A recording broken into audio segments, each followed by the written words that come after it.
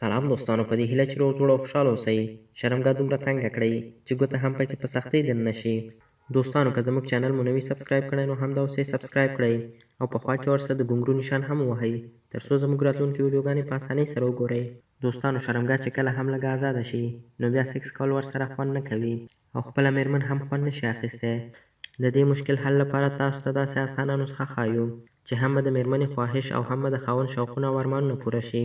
کوم ارمانونه چې د شرمګاه د ازادوالي سره د خاوند په زړه کې پیدا کیږي او هره میرمن هم غواړي چې د ډیر سیکس کولو وروسته هم شرمګاه یې تنګه وي او خاوند یې ترې داسې خوندونه واخلي لکه چې په اول وختونو کې ځکه د ښځې شرمګاه چې تنګه وي بیا سم مست سیکس اجرا کوي او د دې مستي څخه میرمن هم ډیر خوند اخلي او که ازاده شي نو بیا دا مستي هم نه وي او دا خوندونه هم نه وي د دواړو د کوروالي کولو څخه خوند هم نشي اخیستی، صرف د مجبورۍ څخه پکې لګیا وي.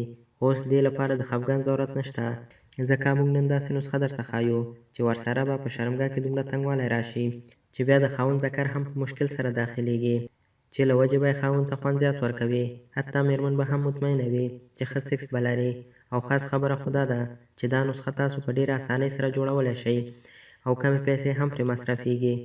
تاسې به د دوکان څخه زنچ واخلئ چې د مساله جاتو یا د هندوانو دوکان کې پیدا کیږي. 200 ګرامه به واخلئ، یو جګ اوبو کې به یې واچوئ او دا اوبه به اور باندې کیږدئ چې ګرمې شي او یوې قاشوغې سره یې خوځوئ ترڅو زنچ پکې اوبه شي. نو چې کله دا اوبه یخې شوې نو میرمن دې سره ورځ کې 3 وارې استنجا کوي. نو دا عمل دې 15 ورځې تکرار کړي.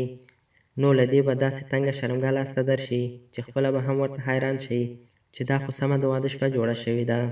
مننه دوستانو چې ویډیو مو تر اخره وکتله. نو ضرور لایک او شیر کړئ او چینل هم در سره سبسکرایب کړئ او په خوا کې ورسره د ګونګرو نشان هم ووهئ ترڅو زموږ راتلونکي ویډیوګانې په اسانۍ سره وګورئ.